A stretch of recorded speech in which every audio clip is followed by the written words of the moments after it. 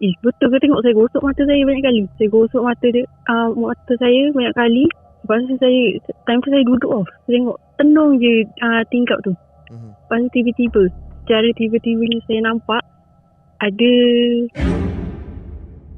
Assalamualaikum, hai, saya Hafiz. Hai, saya Syu. So seperti biasa, Santai Chill akan membawa anda merasai pengalaman kisah misteri.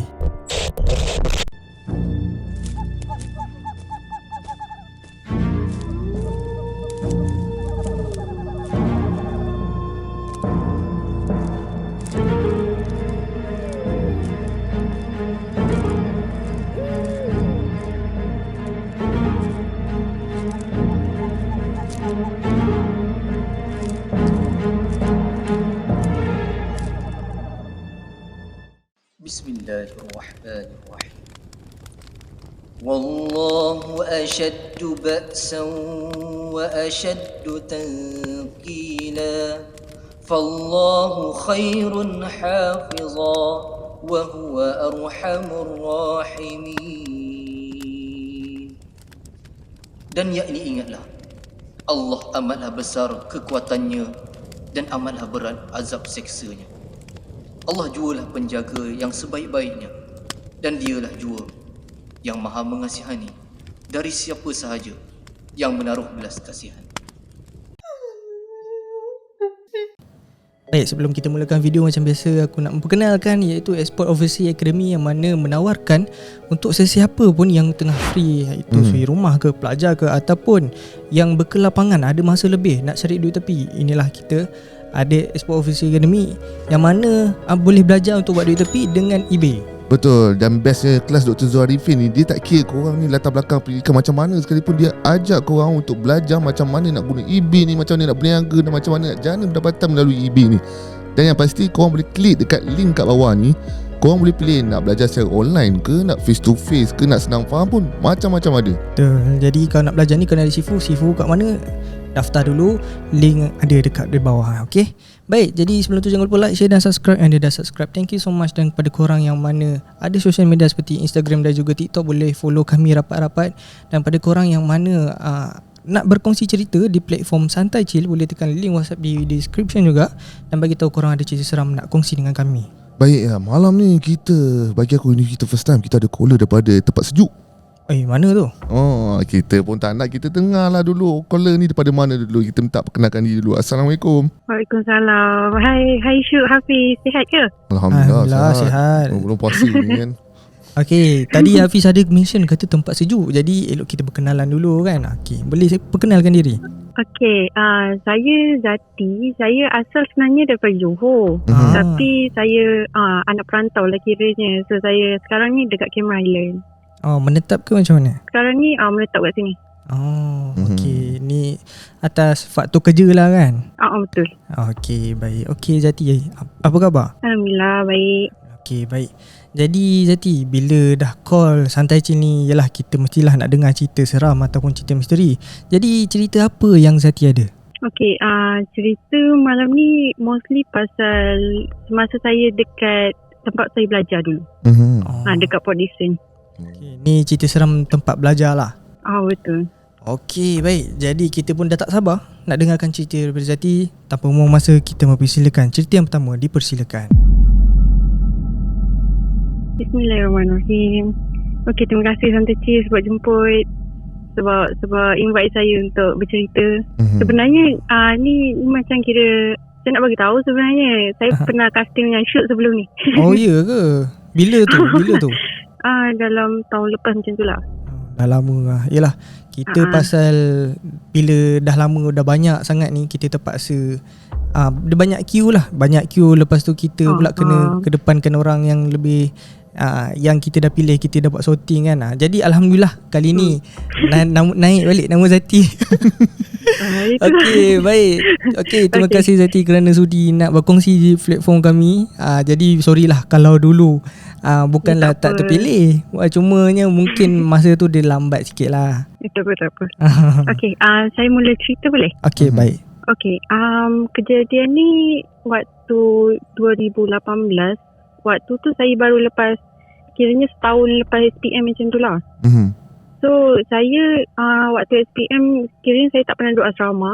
Saya memang menetap kat Johor je lah, tak pernah keluar. Lepas tu bila saya dapat panggilan untuk belajar, saya dapat satu college swasta dekat Port Dickson, tempat dirahsiakan. Tapi perjalanan nak ke sana tu saya rasa macam ada something yang tak kena lah, macam tak sedap hati. Daripada awal tu dah semuanya tak sedap hati. So daripada awal tu saya ada lalu kawasan Negeri Sembilan yang berbukit-bukit. Saya expect kat situ macam Bukit Putus kot, tapi tak sure. Tapi kat situ macam dah rasa tak sedap lah. Lepas tu bila sampai je dekat college tu, first sesat sebenarnya. Saya pergi tempat lain. Lepas tu bila call balik apa semua tu, sampai tempat yang betul. Tapi still scary juga pada saya lah. Sebab dia macam dekat pendalaman. Kalau macam shoot dengan Hafiz kan orang Melaka kan. So saya rasa macam tahu kot kat mana. Lepas tu waktu saya kat situ, okay, daftar semua, dah selesai semua. Dalam kiranya kejadian tu jadi dalam masa seminggu selepas saya daftar tu. Kiranya macam salah pengenalan lah orang cakap. Kejadian ni jadi waktu malam. Saya tak ingat malam apa, tapi waktu tu ialah biasalah budak-budak baru jumpa kawan-kawan baru. So meriahnya lain macam lah kan. Memang tak ada behave langsung lah time tu. Okay. Tiba-tiba time kita orang Zati sebenarnya satu rumah tu, nak bagi tahu satu rumah tu dalam 10 orang. So dia macam apartment, tapi dia ada 3 bilik. Bilik yang pertama tu ada 2 katil double decker. Yang bilik kedua tu dia kecil sikit, dia ada 1 katil double decker. Yang ketiga pun ada 2 katil double decker. So kat situ dia muatkan dalam 10 orang kat situ. Lepas tu dekat situ dia bercampur-campur negeri lah. Ada time tu ada 3 orang negeri Sabah. Lepas tu ada negeri lain Melaka, semua ada lah kat situ. Lepas tu kebetulan bila dah kenal ada 2 orang dia jenis yang sixth sense, mudah nampak benda-benda macam tu. So jadinya diorang bercerita. Lepas tu tak lama tu kita orang dengar ada satu bunyi jeritan daripada blok lagi satu. Blok maksudnya blok depan. Blok depan tu blok perempuan. Sebab kalau dekat college tu ada 3 blok. 1 blok lelaki dan 2 blok perempuan. Jadinya blok perempuan yang bahagian depan tu menjerit. Lepas tu kita orang dengar, kita orang macam bunyi apa tu kan? Bunyi apa? Kita orang semua tanya, tengok daripada tingkap semua tu kan. Lepas tu kiranya bunyi tu macam berlanjutan daripada satu rumah ke satu rumah. Kita orang dapat tahu sebab kan kita boleh dengar jarak suara tu dekat ke jauh, betul tak? So dekat situ kita dengar daripada satu rumah ke satu rumah. Lepas tu saya dah macam tak boleh ni, tak betul ni kan. Lepas tu dah start dah dengar bunyi orang berlari daripada bawah, daripada kiranya lobi bawah lah. Dah berlari. Dia rupanya time tu akak-akak yang jaga bangunan tu, apa namanya tu saya lupa dah. Dia berlari Pesi. Dia berlari ramai-ramai lah. Time tu ada 2-3 orang juga Pesi perempuan. Pesi perempuan tu pun memang pandai ubat. So dia pergi blok depan. Kita orang time tu memang dah pelik lah. Daripada meriah-meriah kita orang borak tu, terus senyap. Terus tak terkata. Masing-masing terkejut apa semua. Lepas tu dah jadi macam tu, tiba-tiba dengar pula dia berjangkit. Dia macam ni, dia satu rumah ke satu rumah. Lepas tu berjangkit pergi blok saya pula. Blok saya time tu kena rumah sebelah saya. Tiba-tiba menjerit. Lepas tu dah tak sedar hati time tu, macam mana apa nak buat ni kan. Lepas tu kesian akak tu jugalah, daripada blok first sampai blok kedua tu dia berlari. Dengar lah tapak kaki lari naik tangga macam tu. Kejar. Lepas tu bila macam tu malam pertama jadi macam tu, kita orang macam okey tak boleh tidur. Lepas tu masing-masing tidur masuk bilik masing-masing lah. Saya duduk bilik yang kedua, satu katil double decker, saya tidur bahagian atas. Masa tu. Lepas tu terjadinya malam tu saya tak rasa apa-apa malam tu, tapi budak roommate saya tu esok paginya tu dia baru cerita. Dia cakap dengan budak bilik lain, dia cakap malam tadi katil bergoyang. Cakap macam tu. Katil bergoyang. katil dia lah. Sebab dalam tu katil, satu je katil. Jadinya katil yang saya tidur tu bergoyang. Tapi saya tak rasa apa-apa time tu. Saya macam, ya je diorang ni, betul ke kan? Lepas tu yang lain macam diorang dah start macam pulaukan saya. Saya pun tak tahu kenapa yang tu. Dah start pulaukan saya. Sebab tak percaya ke apa? Sebab diorang, mungkinlah diorang takut-takut kot. Okay. Mungkin. Lepas tu bilik, saya ke belakang sikit. Kan malam yang pertama tu, budak bilik saya tu dia takut kan sebab dengar gegar tu, dia keluar. Lepas tu bilik yang ketiga, bilik yang belakang sekali tu, ada seorang tu tiba-tiba nak pergi tandas. Malam-malam jugalah kau nak pergi tandas. Lepas tu bila dah macam tu, dia buka pintu. Kira nak pergi tandas, dia akan lalu bilik saya dulu.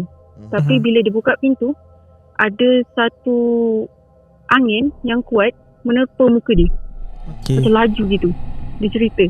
Lepas tu orang yang kedua, bilik nombor 3 juga, bahagian dia tidur bahagian atas juga. Dia ni mudah nampak. Jadinya bila ngam-ngam, bila dia buka je mata dia, dia nampak ada satu perempuan berdiri depan dia, tengok dia. Lepas tu dia cerita masa pagi tu lah, yang masa semua bagi tahu semua tu kan. So dia cakap macam tu, dia nampak perempuan depan muka berdiri tengok dia. Depan muka? Depan muka dia. Dia cakap. Okay. Lepas tu saya tak tahulah time tu dia rasa apa, tak tahulah kan. Lepas saya tanya dia, muka macam mana? Tanyalah, suka-suka yang tanya muka macam mana. Lepas tu yang dia boleh cakap, tapi aku tak takut, cakap macam tu. Saya macam, tak takut apa maksudnya tak takut? Lepas tu dia cakap lah, aku tak takut sebab aku nampak dia cantik. Saya macam, cantik macam mana cantiknya tu? Tiba-tiba macam nak tahu lebih. Lepas tu dia cakap, cantik lah tapi tak banyak cakap, macam tu. So saya, okey lah, tak apalah. Lepas tu tiba malam yang pagi tu kita orang cerita, malam tu tiba-tiba yang lain semua tidur nyenyak. Lepas tu saya jadi macam kepanasan, tak boleh tidur langsung. Kiranya orang lain semua dah tidur, dah nyenyak gila. Saya kepanasan, saya bangun, saya pusing kiri, pusing kanan, tak boleh. Lepas tu ngam-ngam, saya baring balik. Waktu saya nak tidur, saya cakap tak boleh ni, esok ada kelas yang tak boleh. Saya baring balik. Lepas tu saya tidur, katil saya menghadap tingkap. Lalu tingkap saya ni langsir, bahagian langsirnya tu saya memang ikat tau langsirnya. Saya tak buka. Jadinya just tingkap je lah buka. Lepas tu tiba-tiba saya nampak dekat tingkap sliding yang apa tu, yang dia punya lock tu kita kena turunkan baru boleh buka. Tingkat aku? Bukan tingkat aku, dia tingkat slide. Tapi kita kena, dia punya kunci tu kena tolak ke bawah baru dia boleh buka. Faham. Lepas tu saya nampak daripada lock, tiba-tiba tingkap tu punya lock tu terturun. Maksudnya nak terbuka tingkap tu. Saya macam, betul ke tengok saya gosok mata saya banyak kali. Saya gosok mata saya banyak kali. Lepas tu time tu saya duduk saya tengok, tenung je tingkap tu. Lepas tu tiba-tiba, secara tiba-tibanya saya nampak ada sebujur gula-gula berdiri kan. Saya tingkat 1, so saya boleh nampak bahagian jalan. Saya nampak dekat bahagian jalan tu ada satu gula-gula tengah berdiri hadap dom saya, tak nampak muka. Saya macam time tu saya tak tahu nak buat apa. Saya menggigil time tu. Memang terkelur lah saya cakap time tu. Tak mampu nak turun, nak jerit ke apa, tak mampu. Saya buat-buat tak nampak je. Lepas saya cakap, tak boleh. Saya ambil selimut, saya selubung sampai ke pagi. Lepas tu benda tu tak habis dekat situ je. Dia jadi malam ketiga. Malam ketiga tu kawan saya tiba-tiba yang pasal histeria tu rupanya tak settle lagi. Belum habis lagi rupanya. So malam ketiga tu tiba-tiba jadi dekat rumah saya tu. Salah seorang budak rumah saya dia kena histeria. Tapi apa yang saya tengok, dia tak terlalu teruk lah. Tak ada sampai nak lari apa semua, tak ada lah. sebab kawan-kawan yang lain cakap dia pernah kena.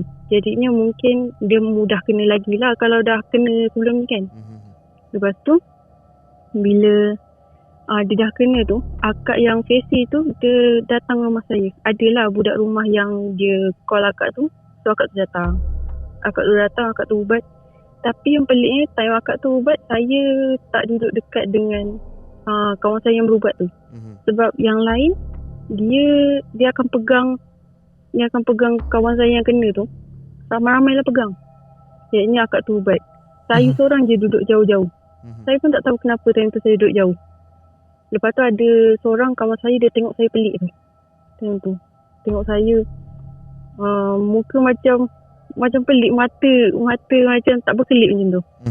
Lepas tu tiba-tiba esok paginya tu, bila dah settle lah semua tu kan, tiba-tiba yang kawan saya yang tengok saya tu, dia jumpa saya. Dia cakap, ya aku nak tanya kau lah, kenapa semalam waktu kawan kita tu kena ubat, kau tengok aku kau senyum? Cakap macam tu. Saya macam, ya aku senyum ke? Sebab yang saya tahu saya tengok je, tapi saya tak senyum. Lepas tu dia cakap, kenapa kau tengok aku kau senyum? Dia senyum macam tau tak, senyum yang scary tu. Senyum yang memang tengok dia, kalau saya tu pun, kalau saya ada rekod tu, rasa takut tengok tu. Tapi lah benda tu pun cepat kan, so memang tak adalah footage apa semua tu. Lepas tu bila jadi macam tu, tiba-tiba budak-budak rumah lain dia cakap macam ni, kau pergilah berubat, cakap macam tu. Saya cakap, kenapa pula saya kan? Kenapa saya? Saya tak tahu apa-apa, tiba-tiba saya kena berubat. Lepas tu yang budak lain cakap lah, kau pergilah berubat, ni kita orang semua dah takut nak tidur dengan kau ni. Cakap lah macam tu pula. Lepas tu dia cakap lah, kalau kau tak pergi berubat, kita orang semua tak nak tidur dengan kau ni. Kita orang rupanya dia orang malam seterusnya tu, dia orang tidur satu bilik ramai-ramai. Dia orang tidur bilik nombor 1. Maksudnya dia orang letak bentang tilam dekat lantai lah. Lepas tu dia orang tidur ramai-ramai. Dia orang tinggal saya seorang-seorang dekat bilik saya. Tak ada ajak, tak ada apa, memang dia orang tinggal gitu je. Tu yang masa lepas nampak tu, gula-gula kat luar tu lah? Okay. Nampak gula. Lepas tu bila hari seterusnya, kiranya weekend tu lah, waktu saya cuti tu, tiba dia orang cakap, dia orang push saya lah, dia suruh pergi berubat. Nak tak nak saya memang kena pergi lah. Lepas tu tiba-tiba yelah, daripada PD ke Johor, lagi satu kawasan tu susah dapat bas. Jadinya saya macam mana nak balik, sebab time tu memang tak ada transport langsung. Grab pun susah cari kawasan tu. Lepas tu tiba kawan saya ni lah, dia duduk area Kelang tak silap saya. Dia cakap, jomlah ikut aku balik rumah, cakap macam tu. Nanti aku suruh mak aku bawa kau pergi Darushifa, dia cakap macam tu. Lepas tu saya cakap lah, ya ke, boleh ke? Lepas tu saya macam tak sedar hati juga nak pergi rumah dia. Sebab sebelum ni, masa borak-borak sebelum ni, dia cerita kat saya, kat rumah dia ada penunggu, dia cakap macam tu. Kebetulan yang nak bawa saya tu pun memang dia jenis yang nampak juga. Lagi seorang yang nampak juga. Lepas tu bila dia macam tu, saya jadi terfikir, kalau aku datang rumah kau, bolehkah aku baik? Maksudnya yelah, saya dah macam ni, tapi kat rumah dia pun ada benda tu, so boleh ke baik? Macam tu lah anggapan saya. Lepas tu tiba-tiba saya cakap, boleh lah, ikut je lah. Ikut je lah, nak pergi berubat, ikut je lah. Lepas tu tiba-tiba weekend tu mak dia datang ambil. Pagi tu okey, pagi tu pergi jalan sini dan sana. Lepas tu tiba-tiba, yelah kita orang balik jalan, time tu sampainya maghrib kat rumah. Tiba-tiba sampai rumah, elektrik tak ada. Elektrik rumah dia tak ada. Lepas tu saya macam, okey lah, tak apalah, rumah orang kan, so tunggu je lah. Diorang semua tunggu ramai-ramai dekat ruang tamu. Saya pun duduk ruang tamu juga. Saya duduk, rumah dia ni rumah teres 2 tingkat. Kat bahagian bawah tu ada sofa lah, macam biasa sofa. Lepas tu kawasan TV apa semua tu. Lepas tu yang adik-beradik diorang ni, diorang tidur dekat lantai lah, baring lantai. Lepas tu diorang tertidur tau masing-masing. Saya duduk dekat sofa dia. Kiranya saya duduk yang macam orang tak ada pinggang tu. Kiranya saya duduk, mata buka, ada ceiling, ada kipas lah kiranya. bayangkan kipas rumah tak ada elektrik. Tapi saya tengok kipas tiba-tiba pusing. Kipas ceiling tu tiba-tiba pusing. Dia macam, janganlah sekarang kat umur orang ni cakap gitu kan. Janganlah, yang lain semua tidur. Lepas tu saya buat tak tahu, tengok tempat lain macam tu. Lepas tu saya tunggu dalam setengah jam, 1 jam macam tu. Tiba-tiba elektrik ada balik lah. Ada balik. Saya time tu kawan saya ajak naik tingkat 2 lah. Rumah dia tingkat 2, bilik dia. Saya nak tidur kat rumah tu lah. Lepas tu masa saya nak naik tangga rumah dia tu, nak pergi masuk bilik dia, kiranya kalau daripada tangga tu, kalau kita straight akan nampak bilik lagi satu. Maksudnya bilik tu orang tak guna pun. Saya tak tahu dia letak apa kat dalam tu. Lepas tu saya naik tangga, saya nampak ada satu kelibat nenek dalam tu. Dalam bilik tu, kiranya pintu bilik tu buka. Kiranya saya naik, saya nampak kelibat nenek. Dia memang bongkok lah, tapi nampak nenek dia jalan lah.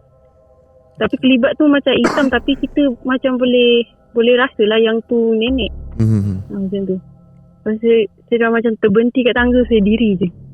Sampailah kawan saya panggil, jomlah naik. Macam tu. Lepas tu saya okeylah saya naik. Sebab nak naik tangga tu kena lalu bilik tu dulu. Saya buat tak tahu je, buat tak nampak.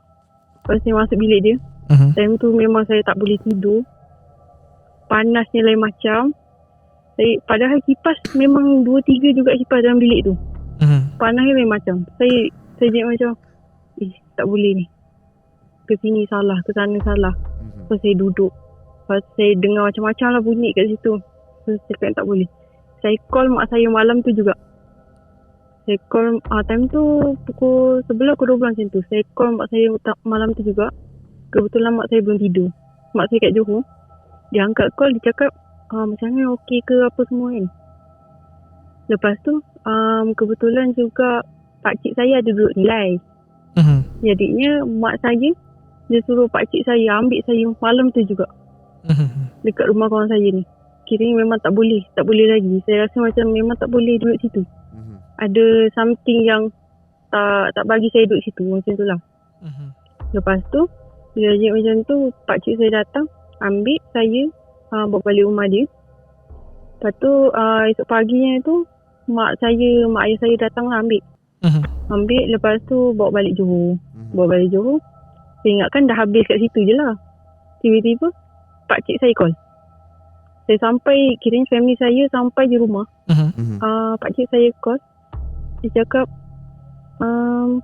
ni dah bawa berubat belum? Cakap macam tu. Tapi saya tak ada cerita apa-apa kat dia. Dia cakap ni dah bawa berubat belum? Lepas tu ayah saya tanyalah kenapa. Lepas tu dia cakap lah, sebab tadi ada ustaz, kebetulan ustaz datang rumah dia. Tiba-tiba ustaz tanya dekat pakcik saya ni, dia tanya siapa datang rumah? Cakap macam tu. Lepas tu pakcik saya cakap ada tadi anak saya datang. Lepas tu yang ustaz cakap ni bahaya, suruh dia pergi berubat cepat-cepat. Tapi ustaz tak tahu apa-apa, tapi dia boleh cakap macam tu. Lepas tu bila ayah saya dah dapat tahu macam tu, dia memang tak boleh duduk diam lah. Terus bawa saya pergi berubat hari tu juga. Jumpa dengan ustaz tu lah? Kita orang jumpa ustaz kat Johor. Okay. Masa ustaz tu bagi tahu pakcik saya dah sampai Johor dah time tu. Dah balik kat Johor dah. Lepas tu saya berubat dengan seorang ustaz Indonesia, berasal daripada Indonesia. Tapi bila dengar dia punya cara perubatan, dia tak ada pakai keris ke tak ada. So saya assume benda tu betul lah. Kira dia pakai air macam tu je. Lepas tu bila dah datang rumah dia, tiba-tiba bini ustaz tu dia tengok saya, dia tengok lain macam. Dia tengok je lah. Sebab saya memang tak nampak apa-apa pelik pun dekat saya. Orang luar yang banyak nampak. Lepas tu bila bini ustaz dah tengok macam tu, dia cakap masuk. Lepas tu laki dia ubat apa semua tu. Proses tu saya tak boleh bagi tahu lah. Tapi masa proses tu selesai, ada satu bunyi kelawar dekat bahagian ceiling rumah. Daripada bunyinya kuat, makin lama makin bunyi macam slow, makin jauh macam tu. Tiba-tiba lepas daripada tu baru saya dapat tahu kenapa bini ustaz tu tengok saya lain macam. Dia cerita, tadi masa datang, kenapa muka kusam macam orang tua? Dia cakap macam tu. Dia nampak muka saya macam orang tua. Lepas tu saya macam, dia ke macam orang tua? Dia cakap, ya macam orang tua. Dia tak kenal siapa saya sebab ustaz tu sebenarnya ustaz, family saya memang berubat daripada sebelum saya sama belajar memang dah berubat dengan ustaz tu. Jadinya memang family ustaz tu memang dah kenal sangat family kita orang. Jadinya dia kenal lah muka macam ni. Lepas tu dia tiba bila dia cakap macam orang tua tu, bila dah jadi macam tu, memang saya yang ayah saya tanya ustaz tu dah selesai apa semua. Lepas tu dah, benda tu dia suka kat saya. Tapi dia tak boleh masuk. Dia cakap macam tu. Kat situ saya dah pelik lah. Tak boleh masuk pula kan, tiba-tiba. Lepas tu kiranya sesi berubat tu last dekat situ je. Kiranya saya balik Sabtu Ahad tu, balik weekend tu untuk berubat je. Itulah kisah pertama saya. So macam panjang sikit kan. So kalau yang masa Zati dekat rumah kawan tu, lepas tu mak suruh pakcik ambil kan untuk balik ke Johor kan. Lepas tu bagi tahu kawan tu apa, yelah takkan balik tiba-tiba je kan, mesti ada bagi tahu nak kena balik kenapa. Lupa saya cakap. Sebelum saya cakap dengan mak saya nak balik tu, petang kiranya hari sebelum saya balik rumah tu, mak dia cakap macam ni dekat dia. Mak dia tak boleh nak bawa saya pergi Darul Shifa. Lepas tu anak dia tanya kenapa, sebab mak dia cakap mak dia tak berani. Lepas tu saya jap macam kat situ, jadi macam mula cakap lain, lepas cakap lain. So saya ambil keputusan untuk cakap dengan mak saya tak boleh, kena berubat kat Johor juga macam tu. Yelah mula ajak, itulah punca saya balik. Mula-mula ajak nak ajak berubat, lepas tu dia tak berani pula Faham. Itu yang lah. Okey, dan yang ustaz tu cakap kan, dia kata tak boleh masuk dekat Zati kan. Tapi macam mana dia boleh mengubah wajah Zati tu sampai jadi buruk? Adakah ustaz tu bagi tahu ke, ataupun benda tu yang menjadikan fizikal Zati berubah ke? Ustaz tu ada cakap juga benda tu dia macam ni, sebab saya tak kena rasuk, saya tak kena apa.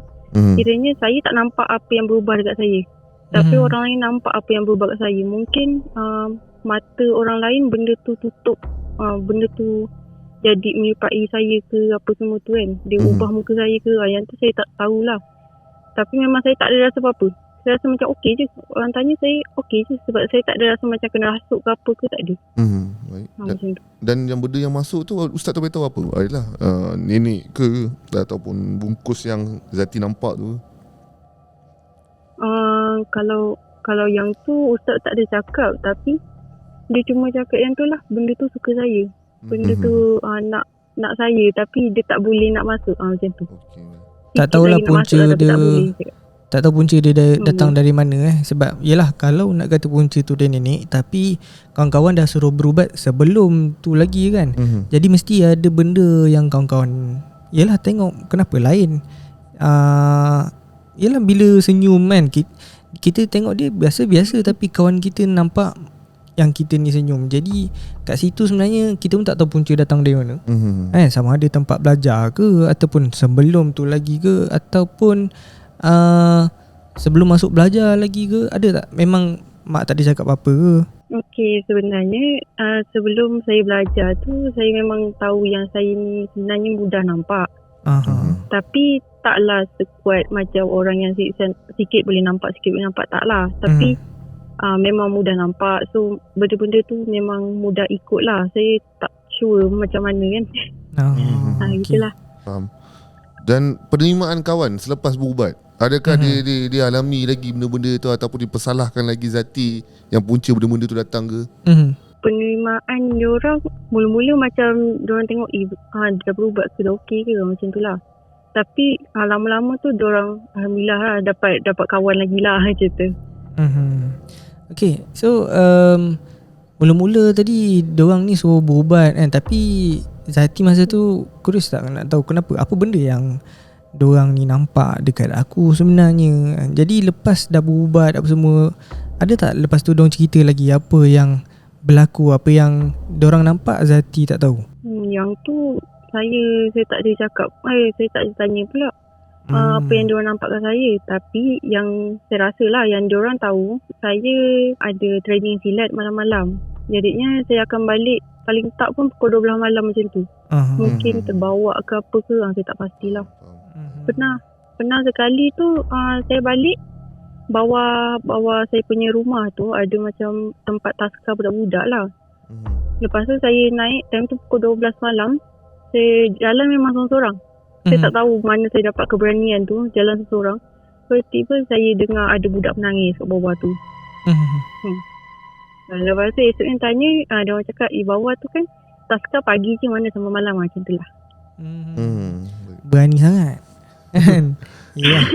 Jadi itulah, kita pun tak tahu puncanya datang dari mana. Tapi itulah, mungkin Zati ni dia sebenarnya ada kebolehan sesuatu tau. Betul. Cuma mungkin Zati tak nampak ke ataupun dah tahu ke. Ya, kadang orang macam ni dia boleh urut. Wallahualam lah, aku tak nak buat apa tahu kan. Kan lebih-lebih kan habis pula aku kan. Okay, tak apa. So Zati ada banyak cerita lagi kan? Boleh lah. Jadi aku rasa Setakat ni dekat Cameron pun ada juga. Okay.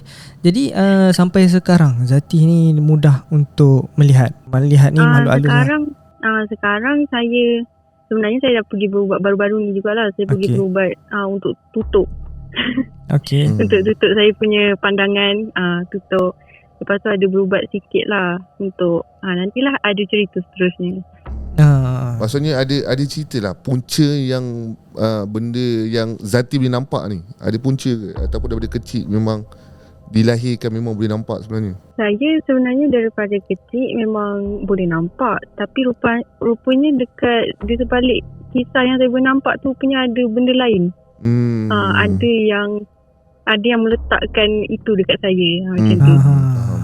Itu yang kita nak tahu tu kan. Orang kata macam prequel. Cerita sebelum tu. Walaupun cerita Zati ni menarik. Dalam berapa hari saja dia banyak sequel benda-benda yang berlaku dekat dia. Tapi itulah kan, aku tak boleh terima bila kawan dia Bella, walaupun benda tu makhluk hantu sekalipun, korang asing kan tidur. Itu kalau anda kata dia terjun, kau nak cakap apa? Kau 5 orang saksi. Aduh, selek lah. Dia gaul-gaul macam ni. Betul. Dia yelah, tak kisahlah benda tu menakutkan kau, tapi even pun keselamatan kawan tu kau kena ingat. Kau akan jadi saksi utama kalau apa-apa berlaku nanti. Kita pun tak nak salahkan kawan dia lah. Sebab yelah, nanti cakap apa pula kan. Tapi untuk lepas ni lah, kalau yang tengah tengok, yang mungkin yang tengah tengok ni pelajar universiti ke apa ke, kalau jadi macam ni, tidurlah sama-sama kan, ramai-ramai. At least korang bincang satu tim untuk cari mana-mana, tak kisahlah universiti ada ustaz-ustaz juga kan, datang. So boleh tak ustaz tengok kawan saya ni, kau tinggalkan satu bilik seorang-seorang tidur. Sedih aku. Bawah tu tidur tergapung. Kau cakap cerita ni bukan-bukan. Apa pun kita ambil lah pengajaran daripada cerita ni supaya boleh diadaptasikan dalam kehidupan korang. Yelah, benda ni kita nampak persahabatan tu, tapi bagus kawan dia suruh berubat apa semua kan. Okey lah, dia tak adalah lepas tu dia asingkan dengan Zati lagi kan. Aku pun nak berterima kasih kepada Zati kerana sudi berkongsi pengalaman ni. Jadi mungkin lepas ni ada cerita lagi, bolehlah berkongsi. Aku rasa aku pelik kenapa tak lepas casting hari tu. Kau lupa. Aku tak sure. Sekejap, hari tu Zati bawa cerita ni juga ke cerita lain? Hari tu saya bawa cerita lain. Tapi saya rasa time tu ada benda yang menghalang. Sebab saya dapat gangguan juga time tu. Jadinya macam dia mula-mula sebelum shoot casting tu dia ingat ceritanya. Tapi masa shoot casting tu saya lupa semua. Okay. Macam tu. Mungkin masa tu Zati tak berapa nak casting lah kan. Lepas tu dia macam cerita dia tak agak-agak ke. Tapi yang ni clear kan. Jadi rasanya bukan kita orang je nak part tu. Jadi kalau korang juga nak part tu, boleh komen dekat bawah ni yang korang semua nak part tu juga. Okay. Terima kasih sekali lagi pada Zati. Dan terima kasih juga pada korang yang menonton dari awal sampai habis. Dan sebelum tu macam biasa, aku nak ajak diorang cari duit raya ke? Okay. Kita pun ada duit raya kita. Tapi kali ni kena usaha lebih sikit. Sebab kalau buat ni boleh pergi jauh. Itu Export Overseas Academy yang menawarkan untuk cari duit tepi dengan belajar eBay ni bis. Daripada A sampai Z, cara macam mana kita nak dapatkan produk yang sesuai sampailah kita dapat withdraw duit dalam USD. Betul. Dan berniaga ni semua orang boleh berniaga, tapi ilmu nak mendapatkan pendapatan yang lebih itu, korang tetap kena belajar. Belajar dengan siapa? Dr. Zul Arifin ni. Dia akan ajar korang macam mana nak set up eBay ni, macam mana nak jana pendapatan, dan yang paling penting macam mana aku dengar macam mana nak buka warehouse USC ni pun dia boleh ajar. Aku kata baik ni. Dan yang paling penting, korang duduk dekat Malaysia ni gaji macam USD mat. Ya betul. Jadi alasan apa lagi korang nak cerita ni? Tak ada alasan kan? Daftar segera, link ada dekat bawah.